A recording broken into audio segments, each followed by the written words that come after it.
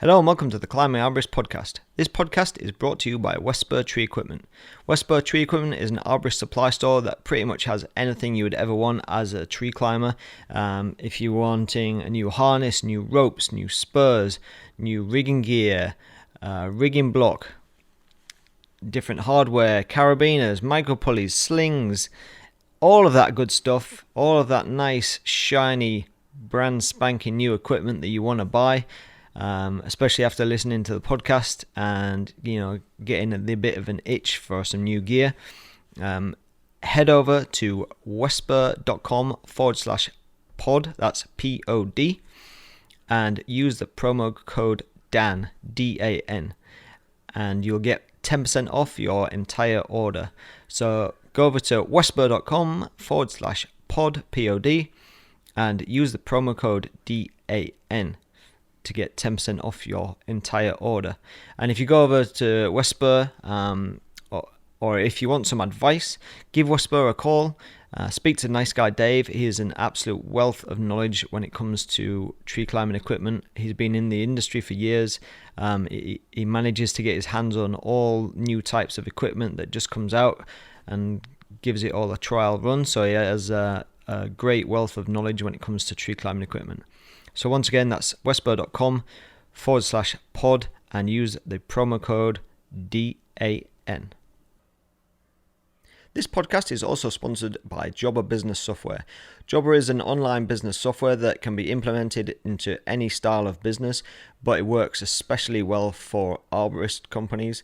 I use it in my own business and it has made such a huge difference. I own and run quite a small tree company, so I didn't know that it would be that much help and like how much more time it's going to save me on the admin side, because I didn't feel like I had a lot. But as soon as I started implementing it, it saves me so much time just from doing quotes on the app out on site when I'm actually on the property, to then being able to invoice as soon as I get in my truck from completing a job. It means that I don't forget to send invoices, which I have been guilty of in the past and probably lost quite a lot of money from. It also lets you manage your crews, so all of your crew can have the app on their phone, and once that person is selected for a specific job on the desktop version, that person, once they open their app, will see the job, will see all the details, will see the client's information, and it can be restricted also on how much detail they see if you don't want them to see the cost of the job, all that kind of stuff. It's very versatile and it's absolutely amazing software, and it's really changed the way that I run my business. It's just made everything just so much easier. So if you want to try out Jobber, then the best thing to do is go to the website climbingarborist.com, and you'll see the link, the image for Jobber across the top of the page. If you click on that link, what that will get you is a 14-day free trial, but it'll also get you 20% off your first 6 months subscription. So go to the climbingarborist.com website, click on the Jobber banner, and you'll get 14-day free trial, and you'll also get 6 months subscription at 20% discount. I can't say enough about Jobber. It's been absolutely fantastic for me using it so far, and I couldn't imagine going back to the Stone Age way that I was running my business before. I have a fantastic podcast for you today. This one was recorded on location at the Jobber booth at the TCI Expo, and my guest for this podcast was Jeff Inman. Jeff is a ISC sponsored industrial athlete. He's been to the International Tree Climbing Championships multiple times, and he is a fantastic arborist, and is very much into the competition scene, but he's also heavily involved with ISC. Through his involvement with IFC and his involvement with Rich Hattier, he's become, his style of climbing has become well known for being on 2 separate single rope systems, so a little bit like the rope access industry, and that was what I was really interested to speak to Jeff about. So in this podcast you'll hear a bit of Jeff's backstory, how he got into the industry, and then we will go on to talking about how he climbs and how he has become efficient and the benefits he actually finds to climbing on two individual and dedicated single rope climbing systems. Thank you very much, Jeff. I really appreciate your time on this. It was a really great conversation and I gained a lot out of this, and I hope you will too. Thank you.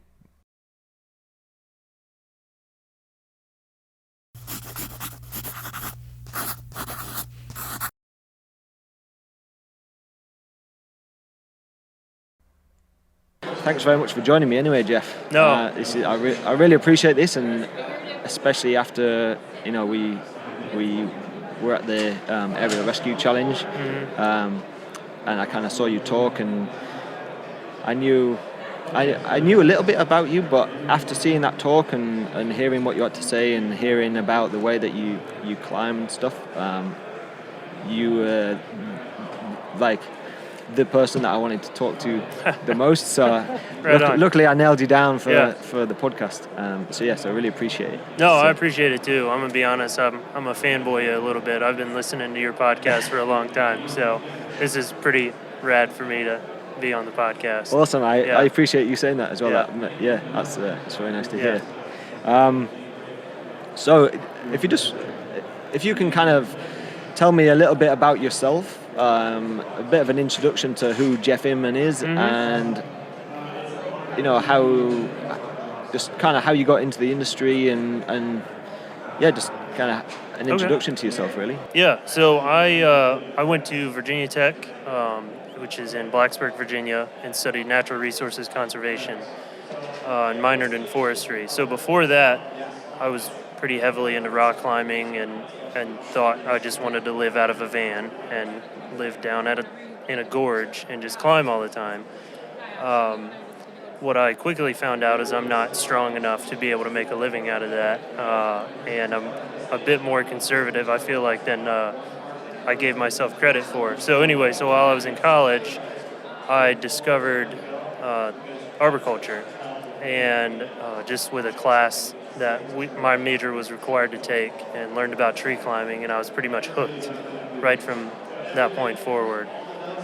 So right out of college, I started working for Bartlett Tree Experts, and kind of started in Washington, D.C., and moved around a little bit on the East Coast with mainly just in Virginia as far as my offices were concerned. But I worked for them for about 6 years, and I think my second year is when I discovered tree climbing competition. When I competed for the first time. I discovered them 3 months in, and was like, can somebody give me a harness right now? Because I really want to do this. Like, this looks like the coolest thing in the world. Like, I grew up playing sports, and our family is just competitive in nature. So taking something like that I love so much, and then throwing a competitive side to it was just like, this is a match made in heaven. So then the second year in the industry, I competed for the first time and did terrible, like just awful, but had so much fun. Learned a lot. So since then, like I said, I worked for Bartlett for about 6 years, and then kind of contracted for a little bit, moved out to Kentucky and worked with Limb Walker for I think about a year and a half, 2 years, and then moved back to Virginia after my wife and I had our son, and have kind of just worked with a small company in Roanoke, and then contracted for a little while, and then landed at True Timber Arborist in Richmond, Virginia, and where I'm a safety and training manager now. So interspersed through that is a lot of competitions, and with varying levels of success, and a lot of friends made, and a lot of really rad adventures had. ISC approached me last year about being an athlete for them, so that was great. It's allowed me to travel more and kind of talk about SRS climbing, and then part of what I talked about at the Area Rescue Challenge of climbing with 2 single rope systems. So So your affiliation with ISC, I presume that, how much does that take you away from your day-to-day tree work? Such. Not an incredible amount. ISC does a great job of understanding like that. It's kind of, well, I'm not an employee of theirs, so it's not that I'm necessarily required to travel all over the place. It's more of when they think that it would be a trip I'd like to do or something that I can speak relevance into, they've approached me about doing things. So for the most part, it doesn't really pull me away from my day-to-day job. It's largely with expos and stuff, being able to come in and speak with arborists about how ISC products like can be effectively used in the arb world. I mean, we're super familiar with the rope wrench and blocks, but there's a whole other level of products ISC has that don't really get like looked at a whole lot because they're not like these sexy colors. Tree people are, I don't know, like fish in a lot. Drawn to colors. Yeah, we're like fish.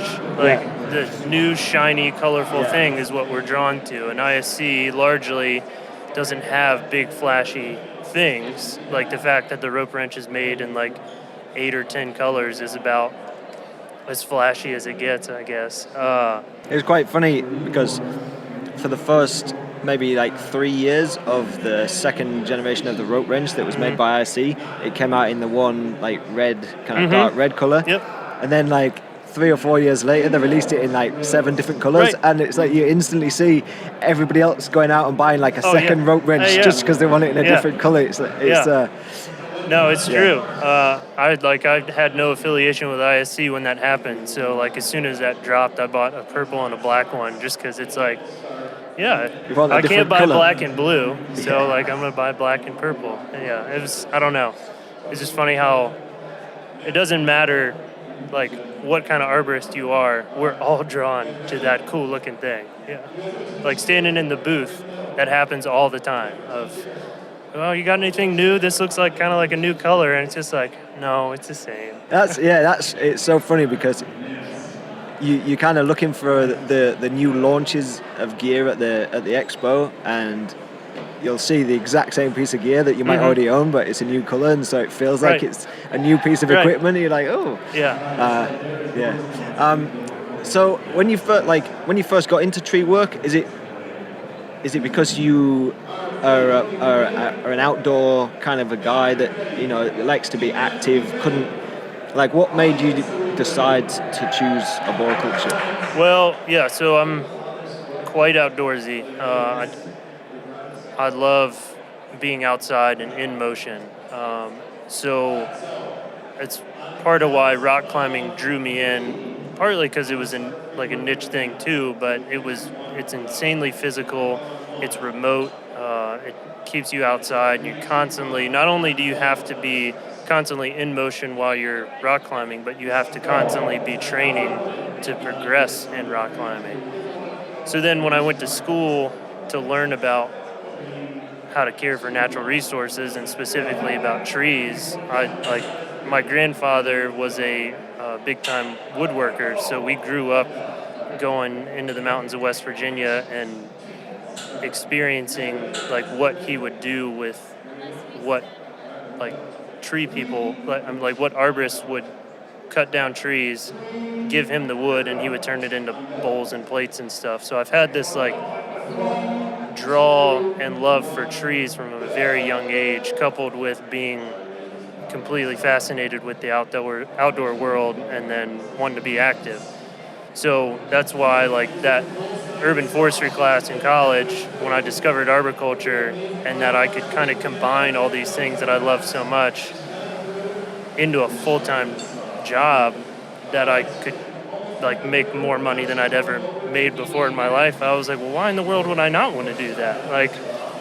And plus my girlfriend at the time, who's now my wife, was just like, well, that means you're gonna have to buy more gear. And I was like, well, that's just selling it.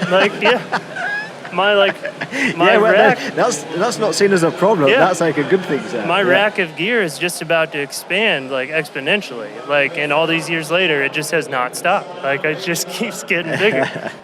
So it absolutely, yeah. I mean, just the draw of being outside all the time, like interacting with these giant organisms that fascinate me to how they exist. And then to be able to interact with them in such an intimate way, to like basically have a first ascent every time I climb into a tree, more or less, and being able to use the tree to move through itself, to care for itself, is just kind of, I don't know, the kind of hippie side of that. Just like, how can I use this organism to help me help it, kind of a thing. It's kind of like turned into that, along with like just being drawn to, I thoroughly enjoy teaching, so then like this has allowed me an opportunity to teach things that I'm passionate about, to like help other people to be able to experience what I get to experience, but also how to do that work in a safe manner.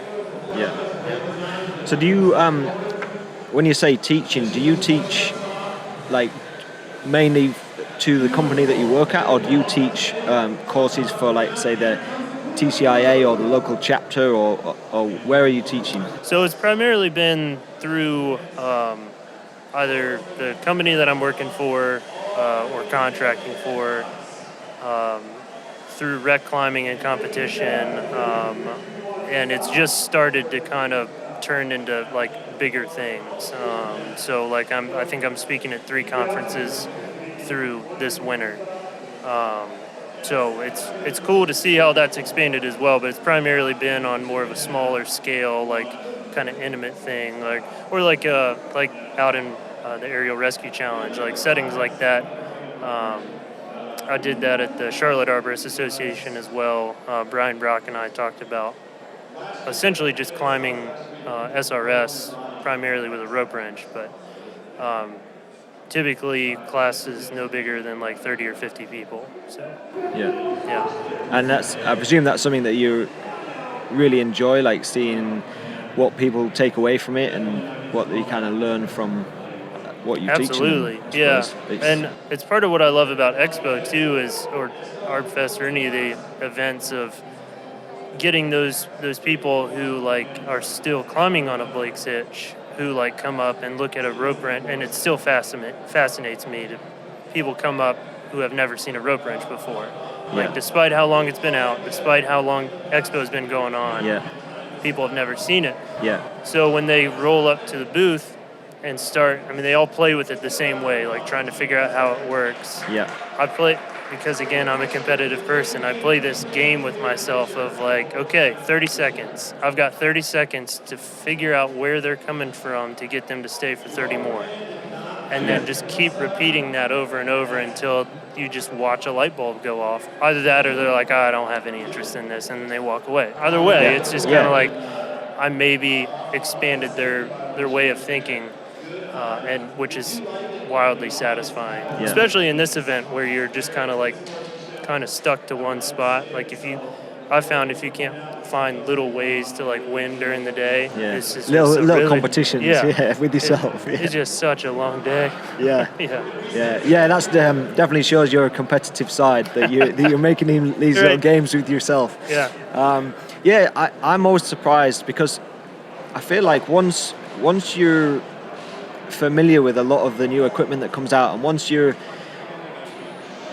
get to a certain level and experience of using a lot of the new equipment, and you're kind of staying at the forefront of like the evolution of the gear, it's really hard to remember back to a time when you weren't aware of that equipment. You weren't aware of all the people that you now learn from and chat to about, innovation. So I always find it, I always kind of forget that there's still people out there that are climbing on like a Blake's Hitch and like a taut line or a closed system or something like that, and you meet way more of these people than you imagine, and every time it shocks me, and then you kind of have to kind of step back from what you know as an experienced arborist and kind of almost believe that the majority of people out there learning are starting from where probably both you and I started with, like the very basics. Oh yeah.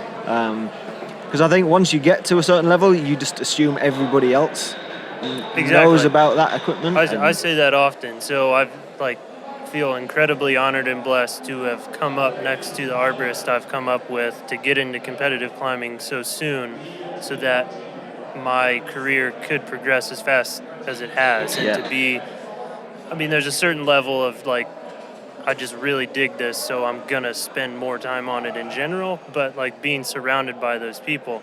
But you're right, you go to all these competitions and you come to expos and stuff, and if you are only surrounded by that group of your peers, it's super easy to forget about the large majority of our workforce is not climbing on zigzags with chicanes. When I talk about climbing with 2 ropes, I'm talking to a very small percentage of people who still don't want to hear it, but it's a very small percentage of people knowing that there is a large majority of our workforce who are still in closed system Blake Sitches, if not taut lines, who are hip thrusting in one hand in. It's just all these other things that are going on in our industry that are very basic things to improve upon from our perspective who have experience, but they just largely haven't seen the light yet or haven't been exposed to it. Yeah, I think it's the fact that they haven't been exposed to it that's the key, because if you're working for a company that only employs guys, or say if you work for a company that's out in the middle of nowhere and you're the only tree company for miles around, and the other guys that you work with are all climbing on the same systems, there is no way, apart from maybe if you're one of those people that does a bit of research on the internet, you're not going to find any information about different climbing techniques. You're just going to stick to what you know, get the job done, go home, and go back to work the next day. Right. And you're not going to evolve your own skills. So that's one thing that I every time I meet somebody new or somebody just getting into the industry, I always try and encourage them to take part in a tree climbing competition, because what you said, you got into it, you feel, not as soon as you'd have liked, and I think I did my first competition after I'd been an arborist for maybe 6 years, which it really when I think about it, it really frustrates me, because the amount that I learned after that first competition and the amount of people that I met to learn from after that first competition was just insane, and my level of skill just kind of skyrocketed, and I felt like I'd plateaued as an arborist at that point, and I wasn't really getting any better. And then I did my first competition, and the kind of learning curve again just was so steep at that point. And plus the amount of people that you meet. So I kind of have a hard time with people that come up with the argument that tree climbing competitions isn't anywhere close to what a working arborist does, and I can see why they may say that, because certain parts of the competition or whatever, and it's to simulate work in certain scenarios, but it's the entire process of being at the competition, seeing other people climb, meeting other people, learning new techniques that you most likely will implement at work. So even though the specific climbing style that you use at a competition may be a little different, you're still going to implement a lot of the same little techniques that you pick up. And so I feel like everybody should at least give it a go once, because I think the majority of people that try it once will do it again. Some people just don't have that competitive nature, or maybe they let nerves get to them more than most, so it puts some people off. But as long as you've tried it once, and as long as you've been part of the competition climbing community in your area, I think you'll meet so many people, and you might go back, but as a volunteer the following years or something. So it's definitely, so we've already established I'm a very competitive person. But even inside of that, tree climbing competitions are the most supportive, competitive thing I've ever been a part of in my entire life. I mean, like, there are people who like really want to win. I'd say most people who are there really want to win, whether they have gone and followed the necessary steps to like set that up or not. But even still, everybody's, cheering each other on, and like it's very few and far between when people are like super upset and kind of like combative in a way. Like everybody's always like, as badly as I want to win, I want you to win just as badly, kind of a thing, which is it's just awesome. So if for no other reason, with a competition, you grow your network of people that are like that, like that are not like they're not so wrapped up in their own ego that they're not going to cheer you on and want the best for you. On top of the fact that you just get exposed to all these different like skill sets or ways of approaching things that you might not have had before. It's why I think it's awesome when ISA chapters allow out-of-chapter climbers to come in, because for that same thing of like, if your chapter is only ever competing with itself, there's a whole world of tree climbing that's happening outside of it. So why not like try to bring some of that in? Which it's really awesome to watch when that happens. But yeah, I mean, I think Masters challenges are as much a teaching moment as they are a competitive moment. Like everybody that's standing outside of that ring or inside of that ring is watching, 3 to 9 climbers approach the same tree, and pretty much always going to do it in a different way.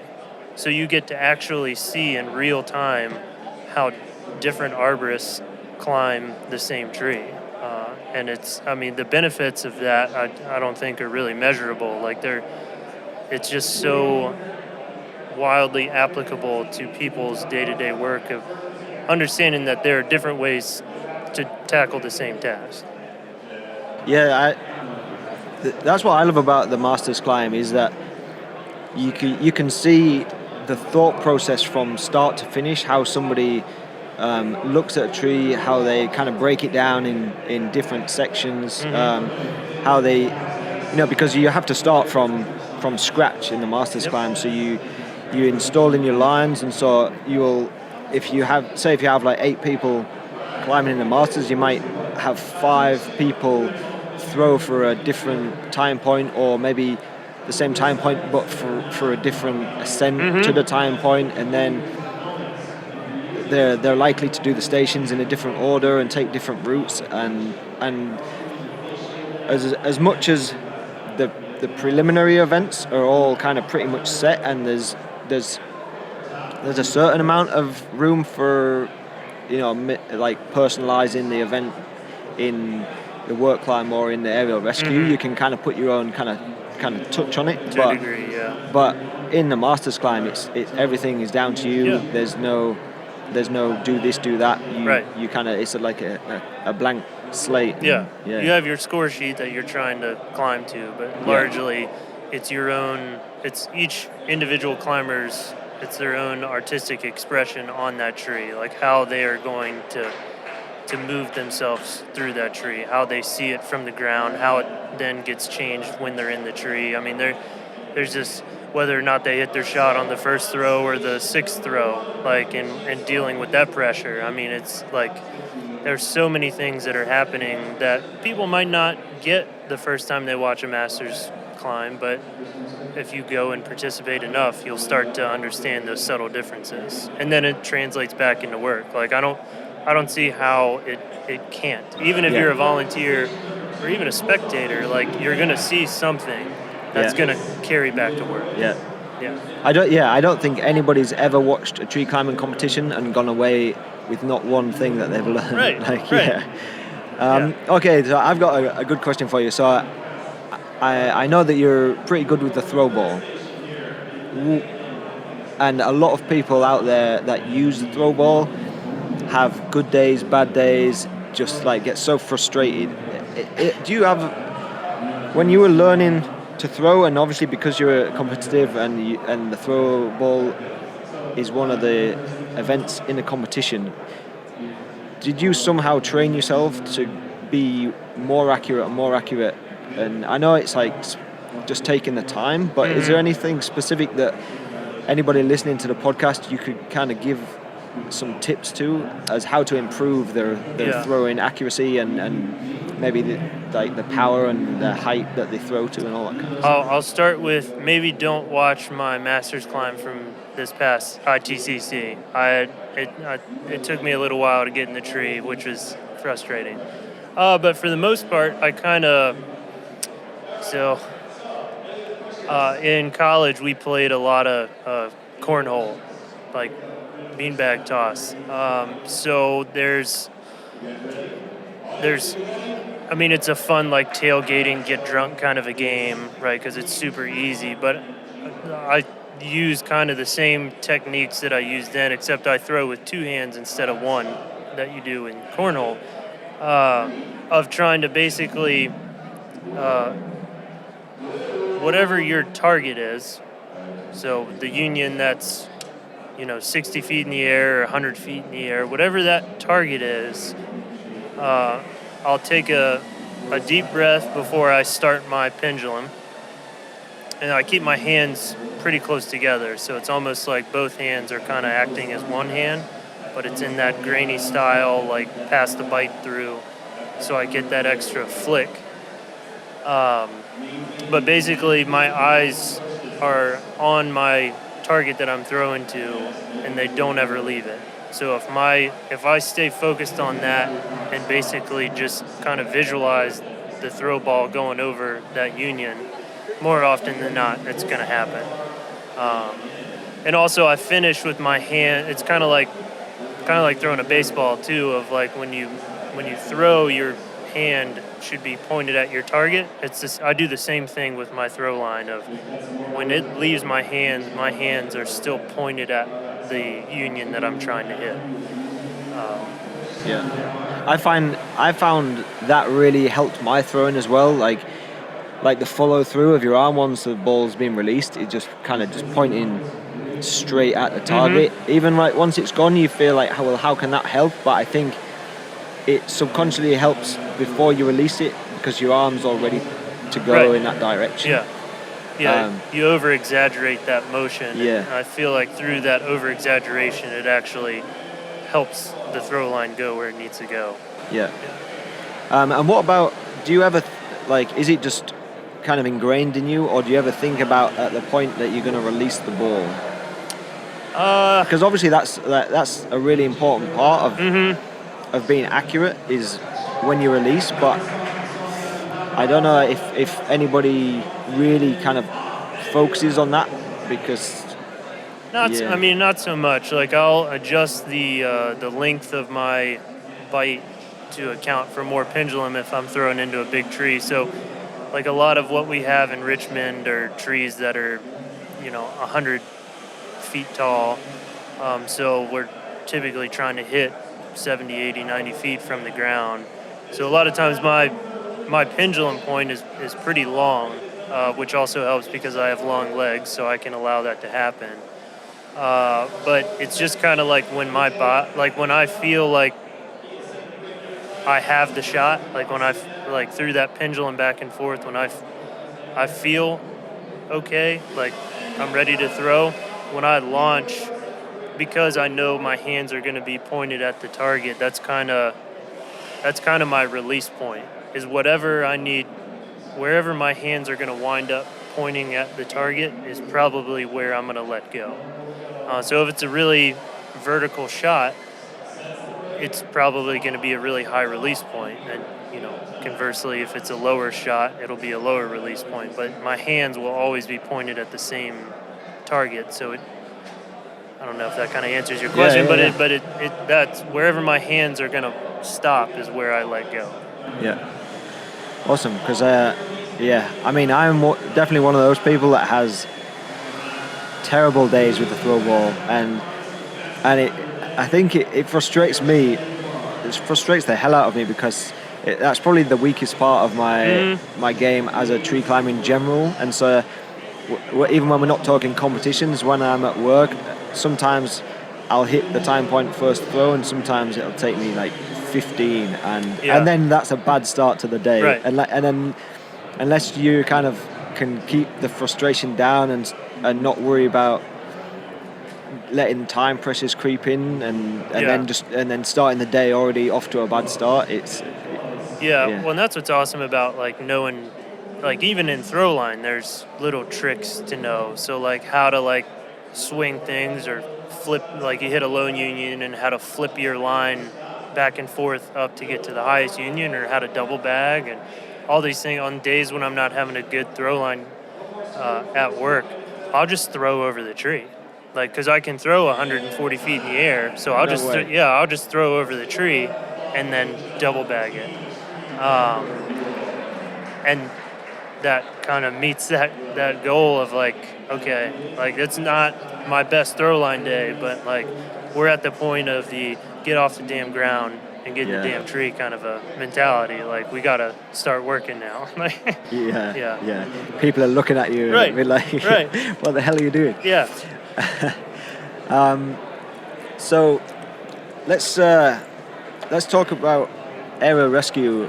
Well, the aerial rescue challenge for a second. Well, we'll talk about that, the actual challenge part in a bit. But one of like the most kind of fascinating part of why I wanted to speak to you was because after seeing your presentation on the Friday, and listening to how you climb on two individual ropes, like completely separate, like with separate time points, using the full body harness, almost doing it in like a sprat style, industrial rope access. And up until the point that I heard your talk, the only person I knew of doing that was Kevin Bingham, who was doing it more or less on a day-to-day basis at work.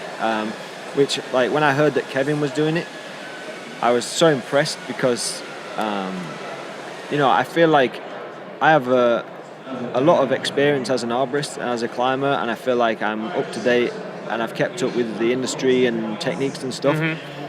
And the thought of climbing with two separate ropes from two separate time points and to be efficient is always, it's cropped up in the last few years, and I've thought about it, and I have tried it on a couple of occasions on different species of tree, and it's something that I'm really keen to gradually start doing. And then when I heard you talk about the way that you were doing it,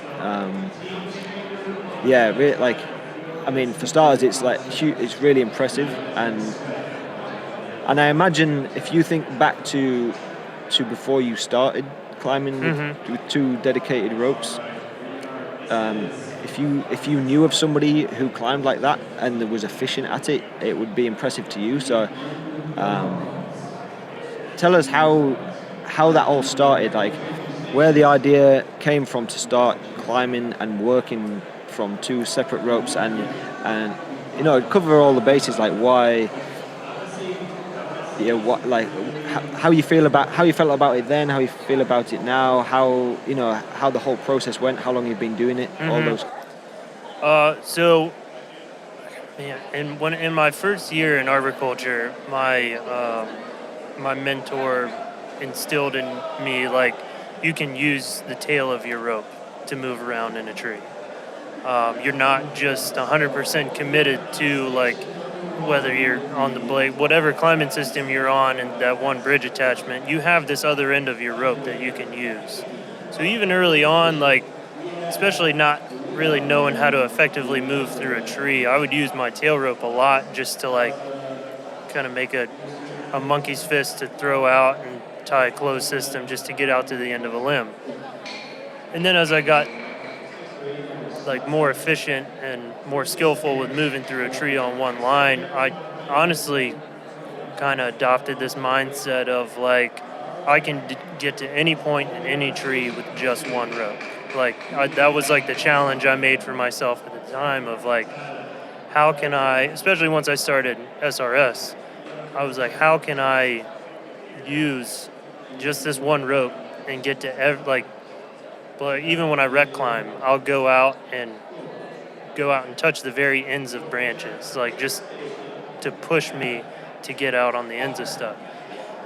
So, and that kind of, I would maybe pull up a second rope if it was like a sketchy tree from time to time, or if I knew I was going to be like traversing through a really broad crown tree. Like sometimes it just made sense from the ground to like shoot in one spot and set one rope and then shoot to another spot and set another one. But even then, that was kind of few and far between. And then climbing more with like Brian Brock, learning how to again use my tail rope to come out of a redirect using a dragon tail kind of a thing. So putting a prusik and micro pulley to basically almost V-rig in SRS to safely come back out. Well, it turns out you can actually use that to position yourself pretty beautifully in a tree. And that was maybe a year and a half, 2 years ago when I really started to play around with that kind of concept more. But at the same time, that's pretty much when I started like hanging out with Rich Hedier more. And I remember being at the park that we would rec climb at a lot, and he was, moving around on two ropes in this tree, but largely we were kind of just going up and down and practicing like ascent and stuff. And I was on one rope, and we kind of got on this tangent of why are you in this class 3 harness and I'm just in my tree motion? Why are you climbing on two ropes and I'm plenty fine on just one? Like, I mean, I just went to, I'm getting ready to go to internationals, like, and I'm planning on only being on one rope the whole time. And he just, because Rich knows me and again knows my competitive nature, he's like, well, Jeff, you're not as safe as I am. I'm just a safer climber and a safer arborist than you. And that stoked my competitive side, but also like, you are not safer than me. Like, I can get anywhere I want to in a tree, like, and not really have to think about it. I don't need a second rope, right? These are the same arguments now that I'm getting from other people, which is fun. But, and he kind of just left it at that. Like, we left the park and went home. And I was like, well, there's got to be a good way. I mean, there has to be a way to where, like, I mean, I'm not trying to speak ill of Rich, but, like, he's an older guy. Like, he's largely just, he sells a lot for ISC. He's not in the field every day. So it's like, that's all great in theory, like, to think about how you can use two ropes, on a more day-to-day basis. But is there actually a way? So I started with just trying to set two independent lines all the time. And I'll say this. I rarely would do this at work. Right. Starting out. Because even before I started down this road, I knew that it was going to be a pretty steep learning curve. Like, there's just, like, I think it's so many times when I'm in a spot where I'm, like, carrying kind of a flatter rope angle and my rope wrench doesn't really want to, like, let me move. So to then think about having two of those is like, man, I don't weigh a whole lot. So then my weight is split between two ropes and two rope wrenches, and, like, that just doesn't seem like it's going to be overly practical. So I spent a lot of time rec climbing with this kind of concept. And I've tried like having it set up in two, like, Texas tug situations where you got an alpine butterfly and micro pulleys underneath, and trying to retrieve that's a nightmare just with all the friction and all the redirects you take. So then I bought the twin line because it had come out somewhat recently, and I was like, well, this seems to be like a pretty good step in that direction. Like, most of the time when I was in a large, like, broad crown tree, I would have an access line in the tree anyway. But a lot of times I would just ferry it up with me, set it over a limb, and that way there was at least a way to get into the tree. But then the twin line allowed me to like set that up from the get-go. Yeah. But the problem is it's very expensive. I mean, for what it is, it's pretty daggone expensive. Like, wicked cool. Like, anything ART makes is, like, awesome and just beautiful and streamlined. But I was like, well, this works great because I've, like, I'm in a position to where I can buy that. But, like, not everybody necessarily is in that position. So, like, I kind of just put that back in my tool bag. I'm like, okay, now what can I use that a like normal day-to-day arborist would have?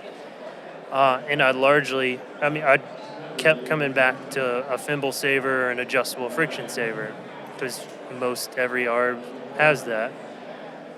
And it kind of started with just putting 2 ropes in that friction saver, which, like, I'll say I still do that from time to time. Like, sometimes that like is still a viable option for the climb that I'm trying to do. But I was doing that all the time, like having just 2 ropes into one friction saver, so that way they're canopy anchored, both ropes can be retrieved with one retrieval leg, and I can redirect however much I want. It pretty much pulls out, depending on the rope, but it pretty much pulls out every time with no problem.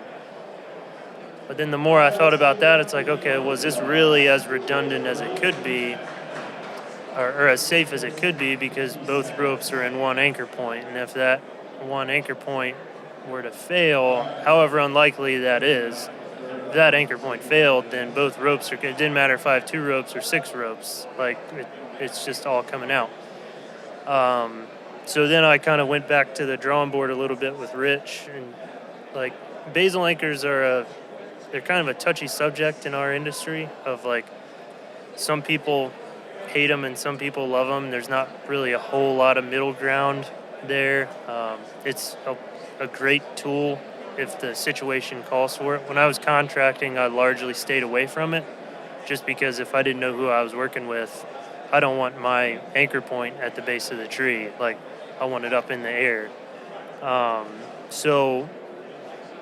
But still, that now in my day-to-day work where I'm working with solid arborists who I trust and know, I'll set a basal anchor and a canopy anchor and set it up so that my canopy anchor line, which is in a friction saver, the retrieval leg attaches to the falling side of the basal anchor. So that way when I go to pull out the basal anchor, it pulls out both ropes at the same time as well and can retrieve the friction saver. So it's definitely something that I understand is like speaking to a very small part of our industry. But I also keep hearing from people that are smarter than me that like our industry is so unregulated and and just generally our incident rate is scary compared to every other at height industry, that like I keep hearing people say like we're going to be regulated at some point. So my mindset is like I would rather personally figure out how I could do it to make sense for being in a tree rather than have a like federal organization come in and say you have to do XYZ and then figure it out. And you're not be ready for it. Right, yeah. And then just be all like butthurt about it, and then like, maybe, I mean, if that happened, I wouldn't be surprised if a lot of people get out of the industry. Yeah. The other side of it is in it, like who's regulating it and who's like enforcing that. But it's just, I have said this before too. I look at it as there's a lot of people, like on the other side of this booth, we've got North American Training Solutions, who does, a lot of work with trying to develop skills and just get people to stop one-handed chainsaws, wear helmets, safety glasses, chaps, all that stuff. There are a lot of people that are focused on that. And I'm not trying to say don't be focused on it. If that's your passion, go at it. Like, get more people to do that because not enough people do it. I love to climb. I love to problem solve within my climbing. that seemed like a problem to be solved, so I leaned into it to figure out like what's the best way that I could do this. I find myself now working off of 2 ropes far more than I do on just 1 rope. Especially being in Virginia where we have broad crown trees everywhere, it just allows me,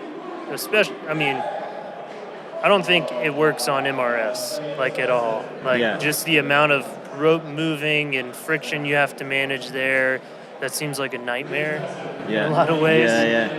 So like 2 SRS climbing systems, whatever they are, seems to be the best way to go, at least for me. Like I love the rope wrench. It's part of why I agreed to be with ISC, because that one thing changed my life.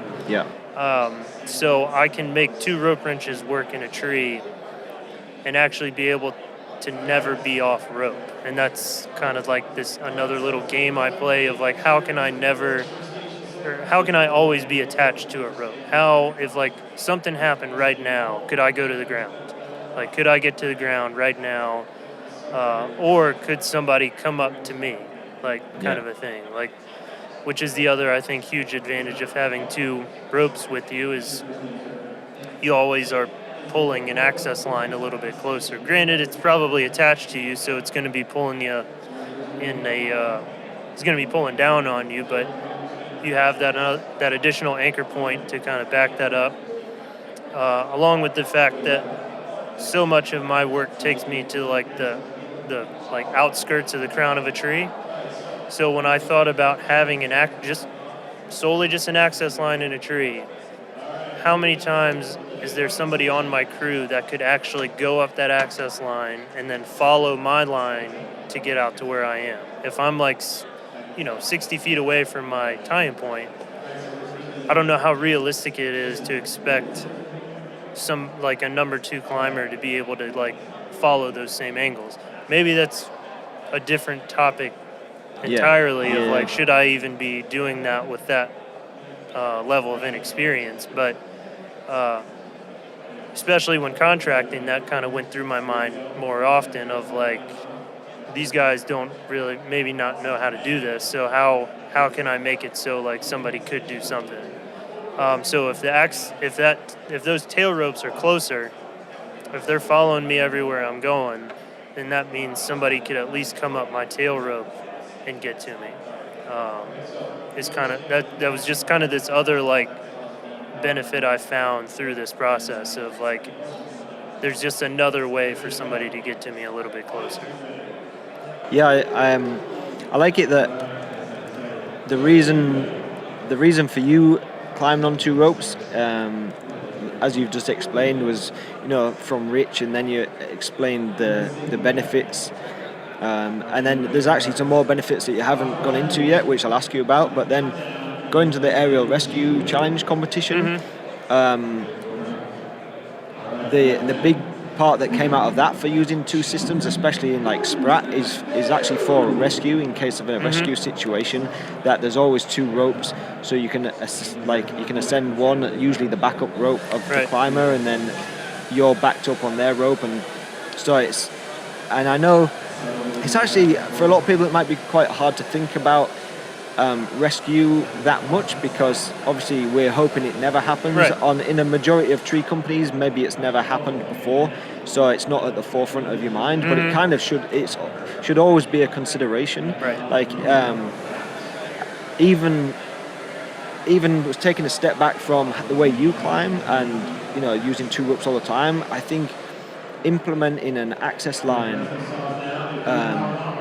every company should have that in their safety procedures, because like we're saying, if you ever,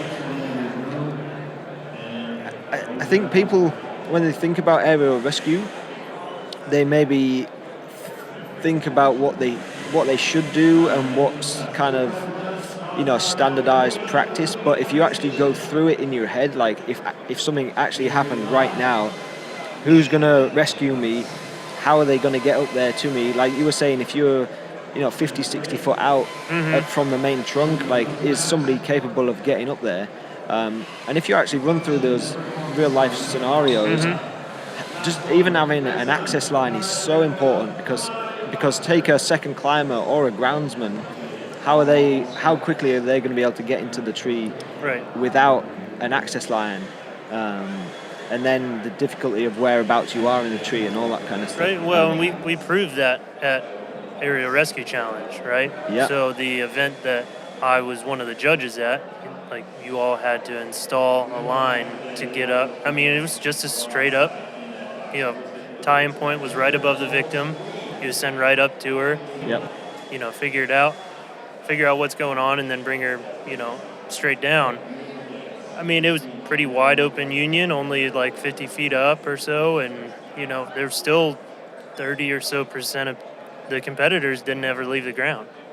Yeah, and that's actually quite shocking, isn't it? If I were to say to you before that event started, 30% of people won't leave the ground in this event, you'd be like, what? You'd be like, what? Should we make it easier? Like that's because I remember speaking to you afterwards, and you were like, I thought that was a pretty easy shot. It was like straightforward. There's no branches to get in the way, low down. Yeah, it was probably 50 feet to the lowest crotch you could have gone for. So you need to be able to throw at least that height. Right. But when it comes to accuracy, you could have probably been not that accurate, and you could have still got it to drop in. Yeah. And so I know that you were pretty shocked that. Yeah. Well, I mean, but at the same time, like what I kind of repeated through the whole weekend was like, this is somebody that you don't even know. Like take someone that you do know and work with and put them in that situation, and that adrenaline you felt with just being under the clock there with trying to set a wire, turn that up to 11. Like it's going to be far more intense because this is a person you actually know, care for, probably know their families, like all these other implications that are going to be running through your head. So it spoke like leaps and bounds to the importance of at least having an access line in a tree, because like had an access line been in the tree, like everyone would have knocked that event out of the park, because even the people that took a while to get up to the victim, I'd say another probably 20 or so percent, like basically got up there and just started doing the assessment, and then we called time. So if you just have an access line, and that was 11 minutes, right? If you just have an access line, at least in that situation, you would have had 11 minutes to get up, get over, assess, and then potentially come down. Like that's a huge, huge margin for success there. If you can just build that into the front end of your climb, like just take that additional 30 seconds to haul a rope up and then put it over a limb. Like it doesn't even have to be all the way at the top. If it's just something that's most of the way up there, that just goes ahead and sets the whole job up for success. Yeah, sure, you're gonna have one more rope that's in the drop zone, that's in the tree. It's gonna be kind of a pain, but at the same time, if you need it, you're going to be really excited that thing's in there. Yeah, exactly. Because an access line doesn't just have to be purely for access. Right. If you get halfway through your climb, and how often does this happen? You think about you climb from the ground, you get up there, and it looks totally different from up in the canopy. Oh, yeah. So halfway through the day, you might be like, I've got this second rope in the tree. If I just pull it up a little more through a different fork, then I've got a time point that's going to be awesome for getting the second half of the tree or something. So you can then, if you don't want to climb like Jeff Inman and be on two ropes, you can just switch out which rope you're attached to, and then there's still an access line there. So then I think it's that kind of a process that once you start installing an access line, and that then becomes the norm to your everyday climb, and then after a while you realize, it's got some benefits. I can use this access line, for part of my climb. Maybe it's a wide spready tree, and the access line is slightly out from the stem on one half of the tree, so it gives me more options to work that side of the tree. So then you start utilizing it in that respect, like by switching over lines, and then there comes a day where you actually need to triangulate yourself, because just being able to use your lanyard doesn't give you like a safe, solid work position. So having two main lines is actually the best thing, and just slowly kind of progressing to climbing with two lines. Right. Like, I think that would be the easiest kind of direction for most guys to take, because I think I know of when you did your presentation about how you climb, you were talking about how you climb and what it does for you and how it helps you and the benefits you get from it. You weren't taking the approach that you feel everybody should do this. This is how the industry is going to go. This is I'm telling you to do this. That was definitely not the approach that you took, which I think was such the right call, because if you'd have gone in there like preaching everybody needs to be climbing on two ropes, everybody would have stopped listening within the first minute. But I think the way that you were explaining how you climb, how it was pretty tough, like through the first few months, for the first year or whatever, and just being like truly honest about the process it got to be efficient at climbing like that. I feel like for anybody else like myself, those guys we spoke about who climb on a Blake's hitch and that kind of stuff, it's going to be a slow process, and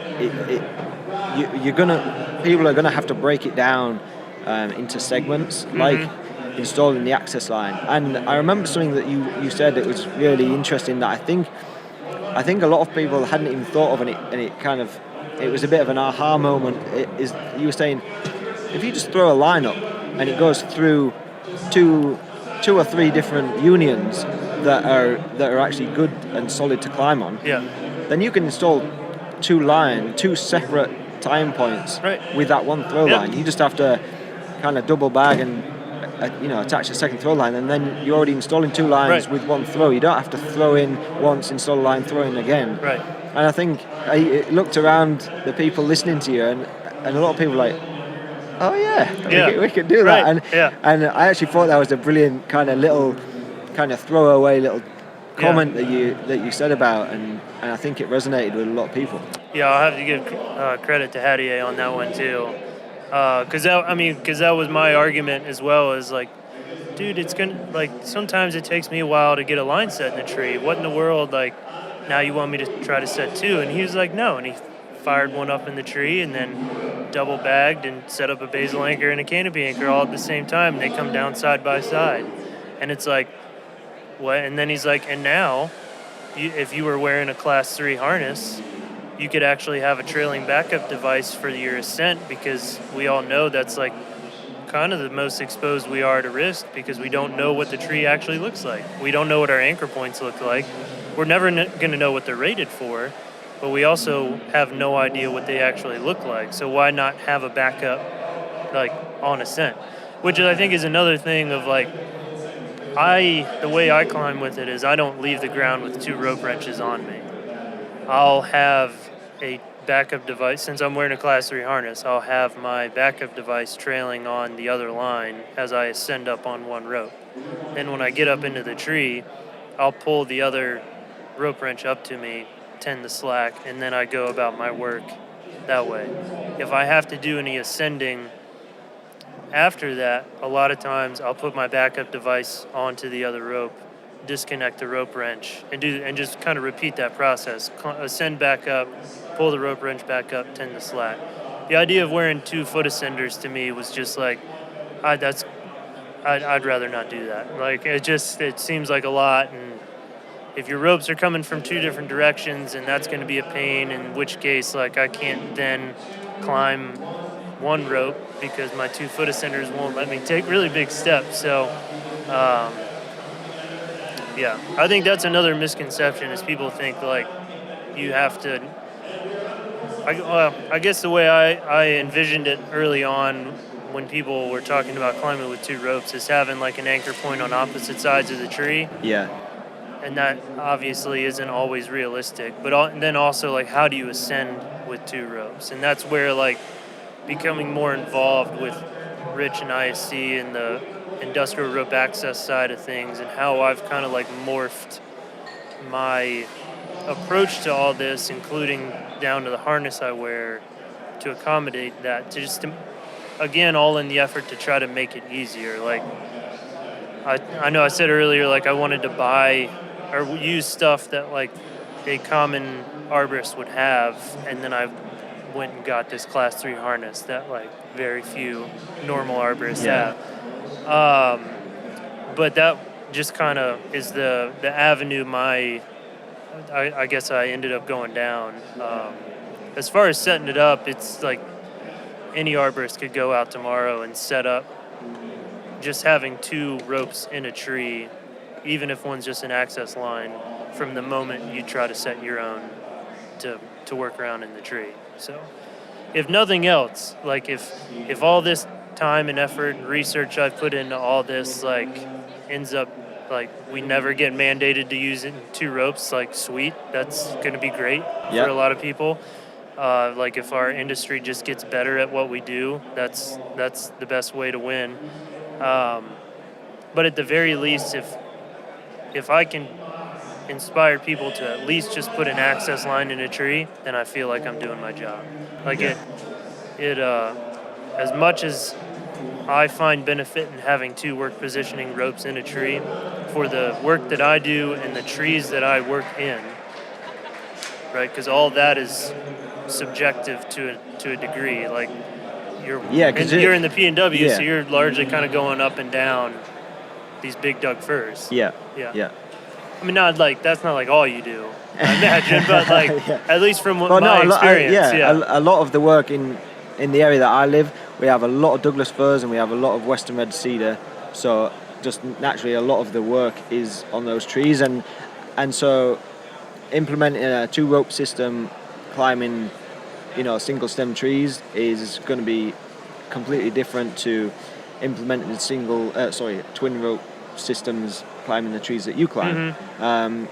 But I'm sure if you came out to the Pacific Northwest and spent a month or so working out there, you would figure out a way in which you would comfortably work using 2 ropes on those. Like, you might need to kind of tweak some of the techniques you do or the installation of the lines, but it seems like the way your mind works and the way you climb, and you're just trying to figure things out all the time. You're just problem solving, and so I think it's another one of those things for somebody. I suppose it's almost it could be another excuse to somebody not wanting to do something. It could be like, oh well, my trees are different to your trees, and it to kind of dismiss the whole conversation. But I want to talk a little bit about, because I remember at the aero rescue thing, you went into some of the ways that it actually is more beneficial to you to have 2 ropes. Like, once you started climbing, you realized the way that you can utilize 2 ropes in some facet or another, it is actually more benefit to if you were just on a single rope. Yeah, so I think the biggest benefit is the ability to always stay on rope. So with climbing SRS, you're constantly looking for redirects, whether you're installing them or utilizing natural redirects in the tree. So what having this twin rope system allows you to do is, you get out to a redirect and it's a place that you want to have that redirect, but what's required is for you to lanyard into something that you're not like 100% comfortable basically putting all your body weight in your entire life in your lanyard at that moment, to disconnect your climbing system and pass it through the redirect. There are quite a few ways to do it with just being on a single rope, but it's a little bit trickier than if you have that other rope already on you. You can weight just the one, disconnect the second one, pass it through that redirect, clip it back on, then descend out of one till you're weighted in the second. So you basically can kind of leapfrog through redirects so that you are always on rope, so you're always in a safe position, still using your lanyard to keep you steady, but your whole life isn't committed to just that limb on that lanyard. But then it also, because you're leapfrogging redirects, that means you've got less friction on your ropes. So that way when you go to retrieve everything, it actually pulls out easier, because instead of having one rope through 8 redirects, you might have one rope through 3 over here and another rope through 5 or something. I mean, depending on how the climb goes, but you can kind of set your angles up right for retrieving, and actually be in less redirects with those ropes, so it pulls out super smooth. Then the other benefit was the tail rope thing I was talking about, with constantly bringing that potential access line up to me closer.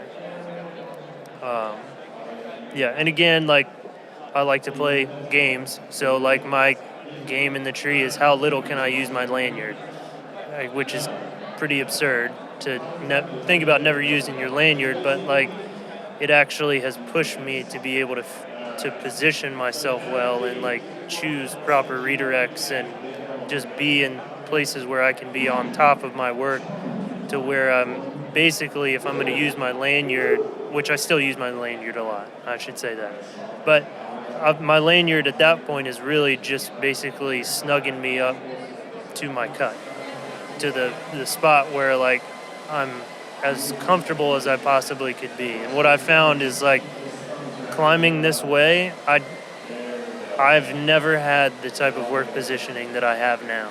I've never been in such comfortable positions to make the right type of cuts, because I can potentially triangulate how I need to be in that space and use my lanyard just to kind of keep me still for the moment, or potentially use the lanyard on a completely different attachment point to really just make it so if my feet slipped at all, I'm not moving. You're not going anywhere. Yeah, I'm staying right where I'm at, which is awesome. I mean, to think about that, you're kind of in a position maybe you don't want to be in, and you're making a cut maybe over a house or something, and you're your foot is on that little stub, and the whole time you're thinking about oh, I hope my foot doesn't slip. What if and then I'm gonna have a running chainsaw coming towards ropes and me and all sorts of stuff. To know that that hazard is lessened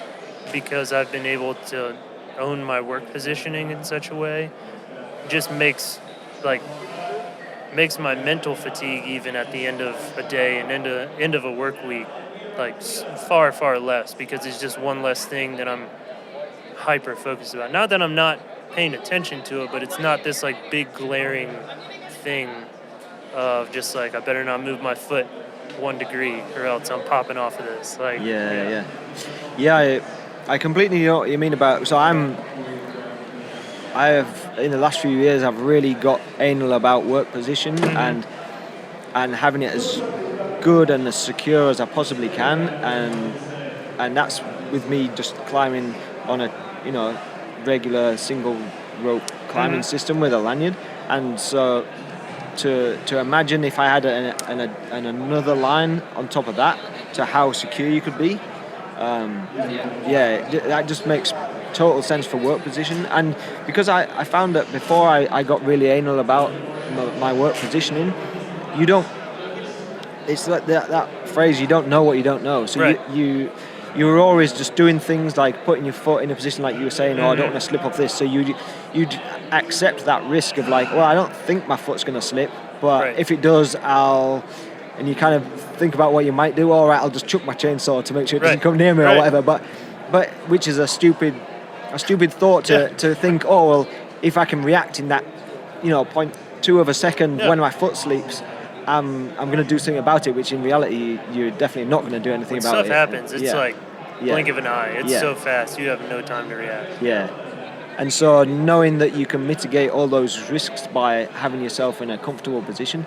And what I found is that I felt like my work positioning was like as good as it could be, you then watch other tree climbers, and if their work positioning is bad, what I mean by bad is, they might have a lanyard to make a cut, but they're swinging around all over the place, and you look at it and be like, that just doesn't look safe and secure. Right. Because from somebody looking on at another climber working, it's totally different what they're seeing to what the climber actually feels. The climber might feel completely 100% safe because they've done it a million times before, but as an onlooker, you can be like, well, there's definitely ways to improve that, the way that you did that, and to secure yourself. And I think it kind of takes looking at somebody else and watching if somebody is really good at the work positioning, and then compare them to somebody who's quite bad at work positioning, and kind of put them side by side and be like, this is what you should be like, and this is somebody who feels comfortable but is actually taking risks that they might not even be aware of because they don't know what they don't know. Or even videoing like your own climbing. Like I'm like in this day and age, I'm guilty of it too, Instagram and like putting stuff up there. But like everybody's always taking videos already anyway, of like, especially in our industry, because like we do really cool things. Like we're getting to do this rad stuff that nobody else really gets to interact with. So a lot of people are already taking videos. So like you can utilize that. I mean, it's you look at like football players where like football teams will watch tape the week before of the team that they're about to go play. It's the same kind of thing of like when I was really getting into competing and wanting to improve, my wife, being the sweetheart she is, would like be out there with her phone and video me like foot locking, to be like, okay, locks 1 through 5 are good, but that 6th one was crap, which meant 7, 8, 9 was crap too, because like I was thrown off. Trying to catch up, kind of. Right, exactly. It's the same kind of thing with like, if you can have the foresight, or like I know at Limb Walker, like sometimes we'd put out GoPros and just like do like a time lapse kind of a day, so you can see that in real time and like remember like, oh yeah, I was kind of in that position that I wasn't super comfortable. That's what I looked like. Like I didn't think I looked like that. I'd be like, man, that was actually a lot cooler looking than I thought it was. Like kind of so, but like the videoing, for less for the sake of like social media, more for the sake of like improvement and development. I think it's a tool that like we don't use well enough. Like so often we're like quick to take a video or quick to take pictures of stuff just to be like, hey, look how cool I am. And less of like, okay, like maybe I could use that and like learn from it. Or like even, like if you're good pals with the rest of the people on your crew, do it for them and then talk about it later. Just like having that team aspect of like we're all trying to improve together, so that we're all safer and better in general. Yeah, I think that is a great point, because like you're saying, in sports teams study footage all the time, and if you've ever watched yourself climb on film, like if you've been at a competition, or even if you're at work and you felt like, that was a good removal and I got like 5 minutes footage of it, and then you watch it back and you'd be like, oh, that looks way more clunky than it felt. And you can see the areas where you could have actually been smoother and made up time and not had to faff about with a way that you were setting up because of your positioning or something. Which leads me on to a topic that I wanted to talk to you about. So you mentioned before when Rich approached you with the idea of like the 2-rope system, and him saying, oh, you're not a very safe climber, and it kind of gave you the impetus to start using 2-rope system, or to experiment with it anyway. The first thing, if somebody came to me and said that, the first thing that automatically would jump into my mind and jump into most arborists' mind would be, oh, well, you don't do this 5 days a week. So it's easy for you to say it's safer because you do like training, Right. and it's easy to do in a training setting where there's no time pressures and where you don't have to get a job done and be efficient and have somebody to answer to and all that kind of stuff. Which when I heard that you did it and you were a working arborist going out there 5 days a week and climbing like this, that's to me when it is impressive, because it shows that it can be done, and it's not taking so much more time to implement the system as to slow down production or get fired because you're too slow and all that kind of stuff. Whereas like somebody like Rich, they could be completely right in everything they say, but if they're not doing it day to day, it's hard to convince another arborist that not having the relevance. Right? Yeah, you can have all the information in the world, but like if you're not, I mean, especially in this industry, like we all value that relevance to one another of like, okay, like, are you actually in it? Like, are you making sawdust fly, or are you like pushing papers? Like, how is what you're saying actually applicable to me? Because my job is already so hard. Now you want to add this other thing. Yeah. And so my question to you, I did ask you this before, but are there any videos of you at work climbing like this so that other people can kind of see how you go about your work, on a daily basis, and how you implement the climb and how you leapfrog these redirects and all the things we've spoken about? Because I think that would be the most valuable piece of footage to kind of start swaying people in the direction that it can be done at work efficiently. Yeah, so that's we did talk about that before. I don't have any like footage of me at work. I'm actually pretty terrible about like doing stuff like that at work. But I've spoke with Dave with Westspur about this, and especially with winter coming in, and now all the deciduous trees have dropped leaves. It'll actually be easier this time of year.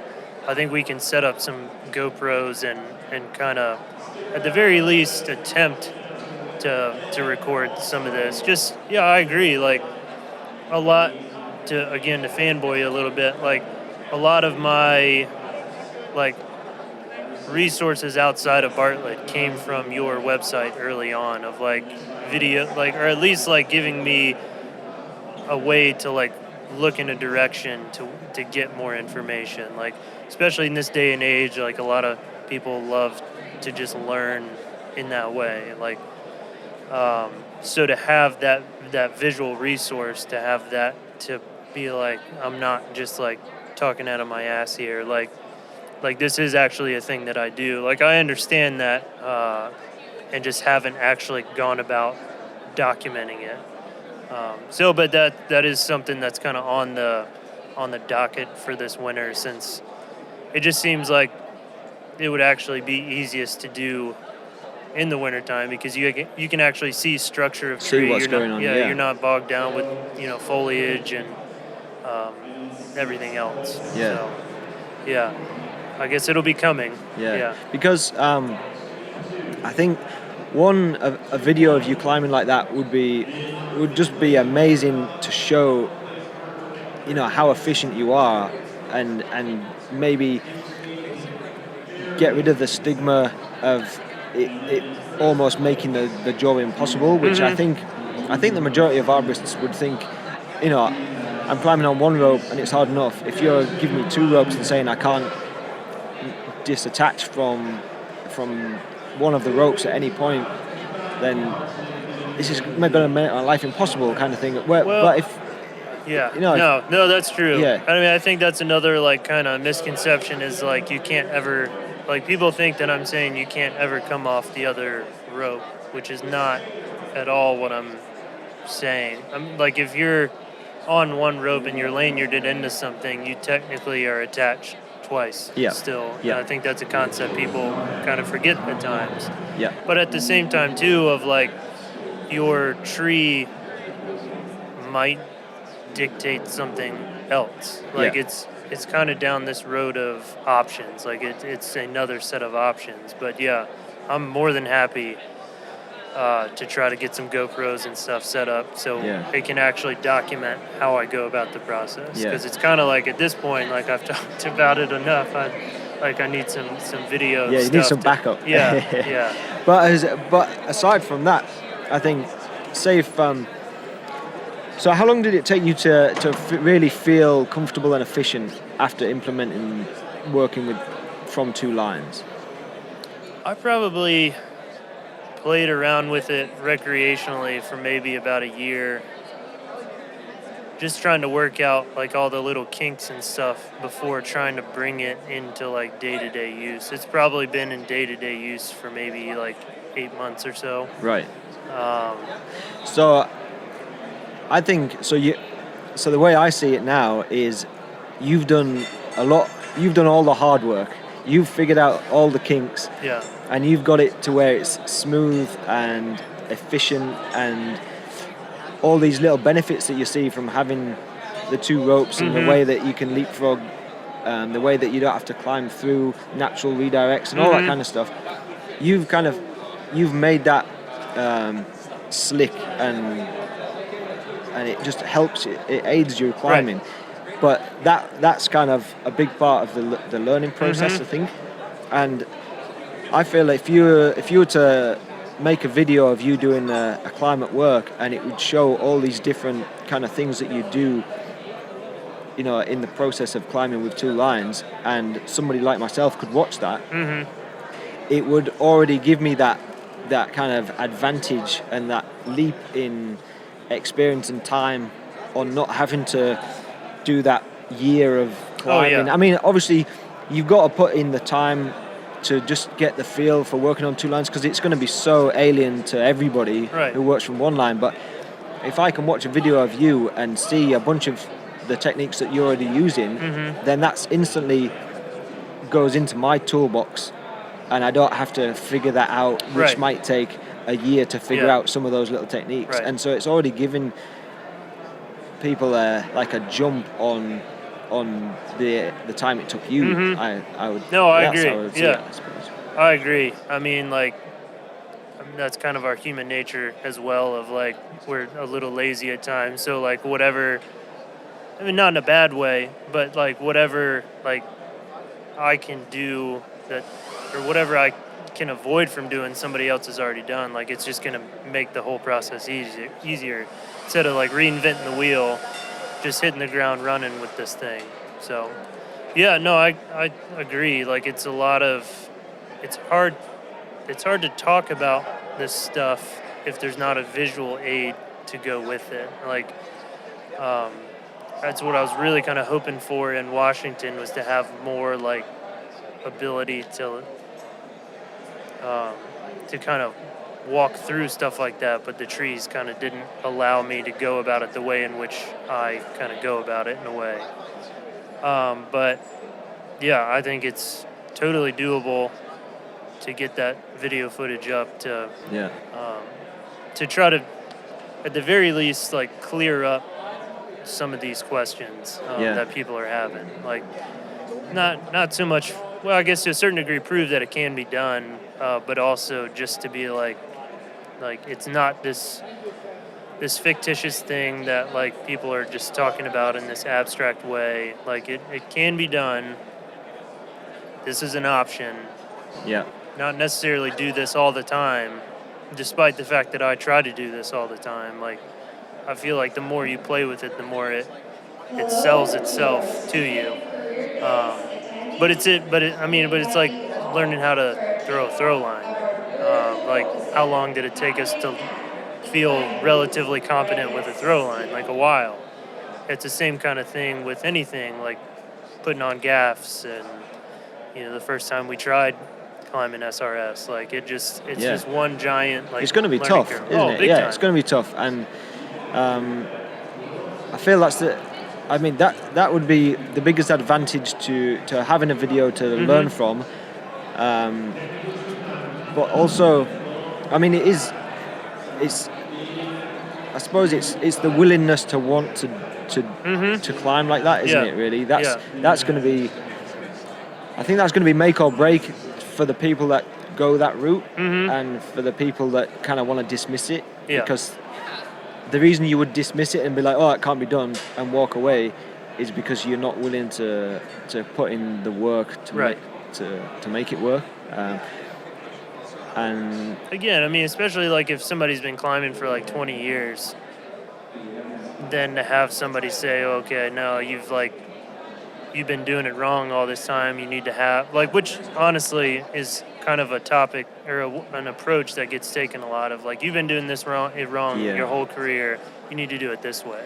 That's less of what I'm trying to do, is to be like we haven't been doing it wrong. We just haven't been doing it potentially as great as we could have. Yeah. Like, there are options that are available to us now that we've not had before. But like, still, that arborist that's been in the field for 20 years that has been doing it the same way and hasn't had accidents, it's going to be a hard sell to make them want to try to do it.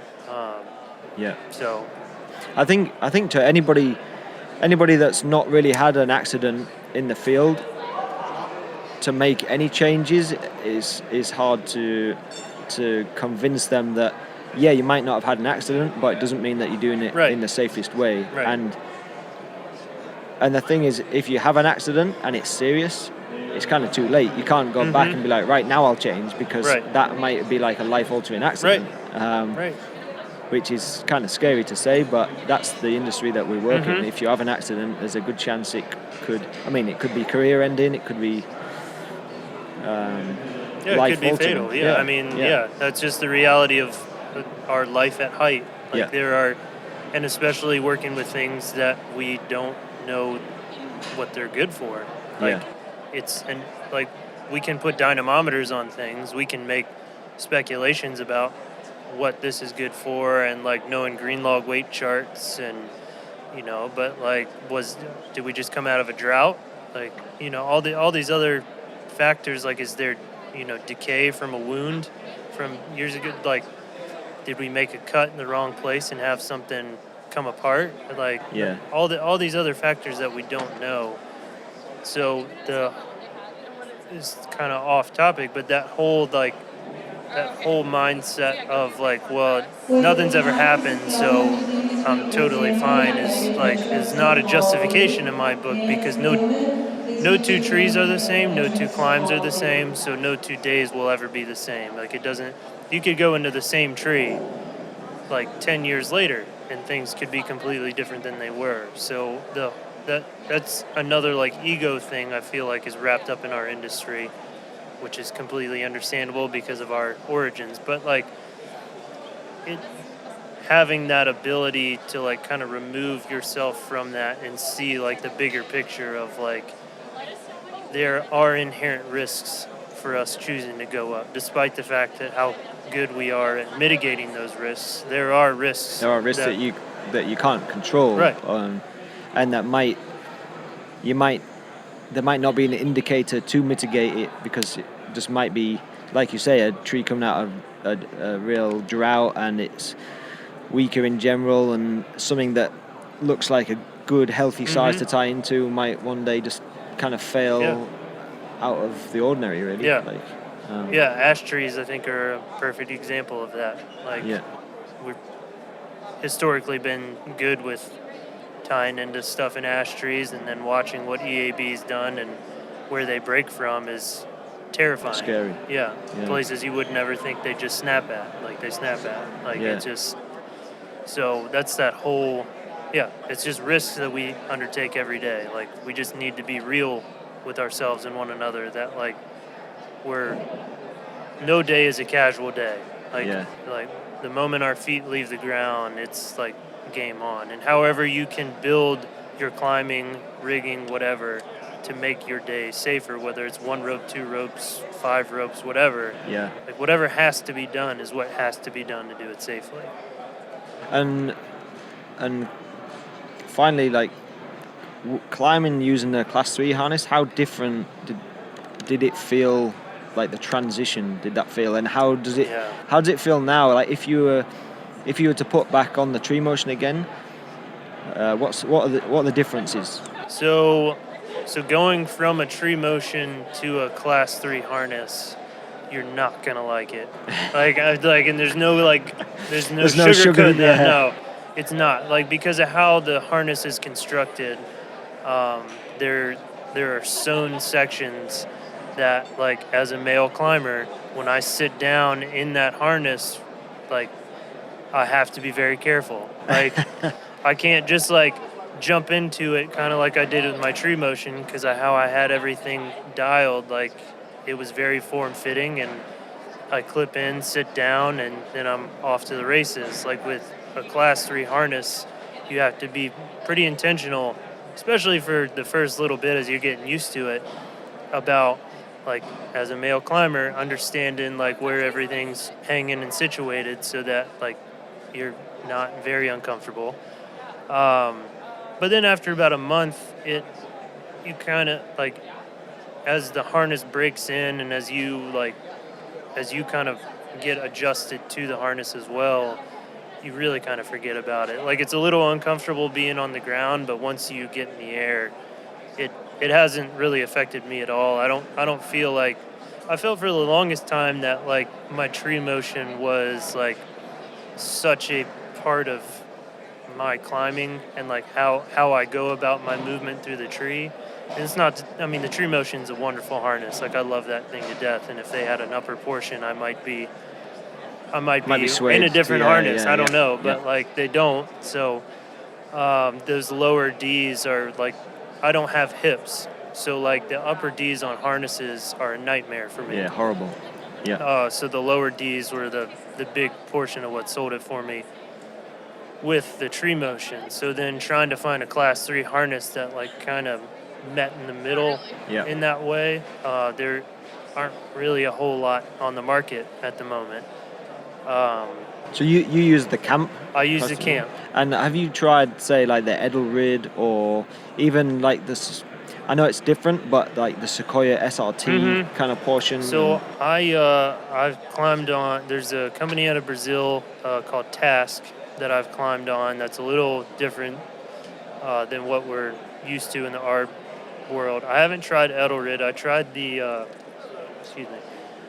the Sequoia SRT for just a few climbs, and it just didn't really. I wasn't real psyched about it. It just the way it felt. I wasn't crazy about it for me. I didn't buy it either. So if I made the investment into buying one or something, I might say something different. To put the time. But I've reached out to Camp just to ask questions about their rope bridges and how everything was configured, and Jack was super cool and sent me one to try out. So it just the ability to add an additional bridge and and just that upper portion. I feel now if I went back to a tree motion, I would feel naked. Yeah. Not having that upper portion, especially how often I use the sternal attachment, I just feel I'd be thrown for a loop for a while, to the point where it would almost be distracting. Yeah. I haven't tried it. Every day I go home and I look at my tree motion, and I'm I really want to put you back on and climb around in you, because it's awesome, but at the same time,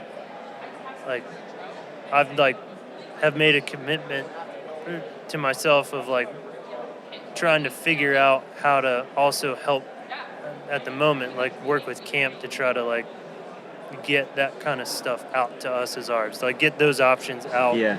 I was gonna say you are probably the guy to go to now, to go to whichever manufacturer of class 3 harnesses and be right, the industry is slowly going in this direction. I know in the UK, I think they're starting to implement 2 rope systems, maybe being that's how you've got to do it, and I'm not sure at what stage they're at, but I know that they're bringing it in, and so now companies are going to have to produce these harnesses, and there's so many Class 3 harnesses out there to choose from, but they're designed for rope access, Right. and they're not designed for the style of climbing that we do as arborists. And there's a big difference, which is why that you've chosen a harness best suited to you, but there's probably a bunch of adjustments that if you were designing a harness, you would add in change and maybe change the range of motion and I don't know, like add in something like the lower Ds if they don't have them, and just all these things to make it more comfortable, because we're not working on these like man-made structures. Right. Yeah, to make it work for arborists. I mean, like we live and work in this three-dimensional world, so to have things that don't necessarily work well for that, like you notice how uncomfortable it is right off the bat. In which case, like there were times early on I'd like go up and then come back down out of the tree and put my tree motion back on, just because it's like I don't want to deal with this. Like, this is a big tree, like you know, and that was at work. Like, I just don't even want to deal with this because it's super uncomfortable, kind of a thing. So but that's what I like about the harness I'm in now, is there's still things that are uncomfortable about it, but it's the best step, at least from what I've experienced, in that direction of being able to have something that's all encompassing. Again, especially like if you're like a no hip kind of person like me, like holding a saw, like anything bigger than the 362 on your harness, that upper portion is the bomb. Yeah. Like it just allows that weight to be spread throughout my whole body. So it's pretty sweet. And I know they're working on an updated version as well. So I think another cool thing about it is, like, if you are a company that has bucket trucks or man lifts, assuming you get a harness that's compliant to the right standards, you could have a harness that you can climb around in a tree, but then also be in a bucket truck or a man lift and be fully legit to operate off of that thing that you're normally in. Because how many times people use man lifts and bucket trucks and they just throw on the harness that's been in the truck for God knows how long and don't even adjust it properly. Yeah. So it's another like benefit from the company perspective. Like, if you're a company that provides equipment for your employees, it allows them to do a little bit more than what they originally would be able to. Plus, Awesome. you just have two other life attachment points, like life support attachment points, which is wildly awesome. Yeah.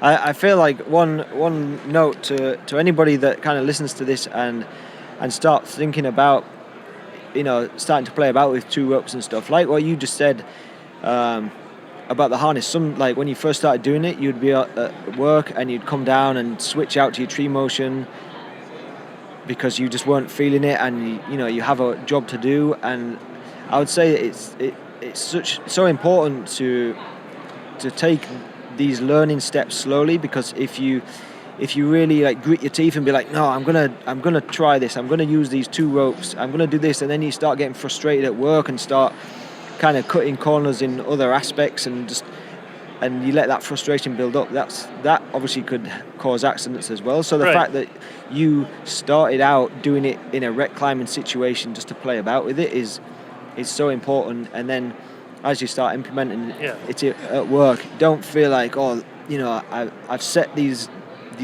set of rules for myself and now I've got to stick to them. If you feel like it's pushing you outside of your comfort zone to a point where it could get dangerous, then you just got to rein it in and be like, no, let me go back to kind of what I know.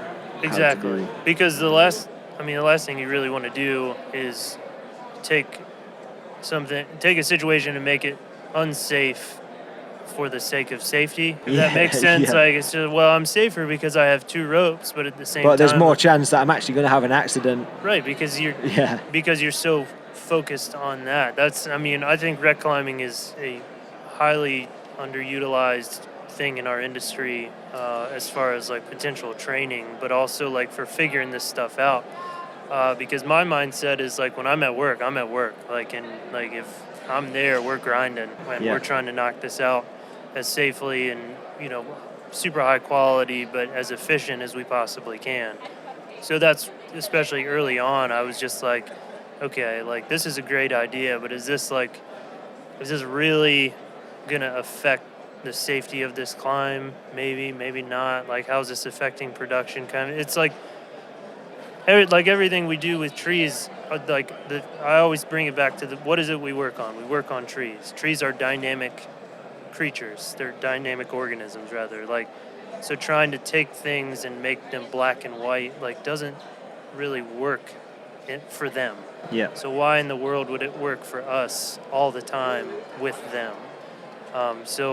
Especially as you're learning, if it gets to a point where you feel like it's unsafe, don't do it. Go back to what you know and what makes you feel safe.